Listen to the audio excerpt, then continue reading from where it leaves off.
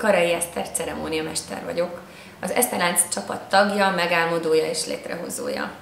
Ceremóniamesterként magyar és angol nyelveken vállalom az egy- és kétnyelvű esküvők levezénylését.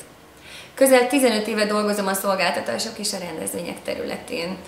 Az emberekkel való kommunikációt és bánásmódot nem akármilyen rázós telepen tanultam meg, hiszen éveken keresztül voltam telepített idegenvezető a közel és a távol-keleten. Kezeim között igazi csapattá válik a legkülönbözőbb összetételű násznép is, és együtt tesszük felejthetetlenné a nagy napot.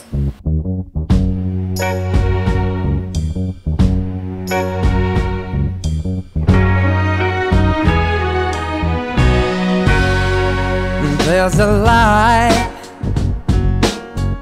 certain kind of light that never shone on me. I want my life to be lived with you, lived with you. There's a way, everybody say. Miért ceremóniamestert válasszunk az esküvőnkre?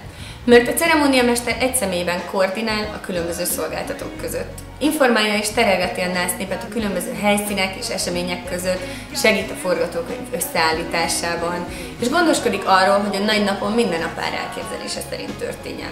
Ha kell beszél, ha kell hallgat, ha kell énekeltet, táncoltat, játékokat vezet le, és gondoskodik a hangulatról. Mindezt elegánsan és személyre szabottan teszi. Miért női ceremóniamester? Mert dekoratív, elegáns hölgyként azonnal magára tudja vonni a figyelmet, ha szükséges. Empatikus hozzáállásával a legapróbb jelekből is érti, hogy kinek mire van szüksége, és tudja, mikor kell előtérben lennie, illetve háttérben vonulnia.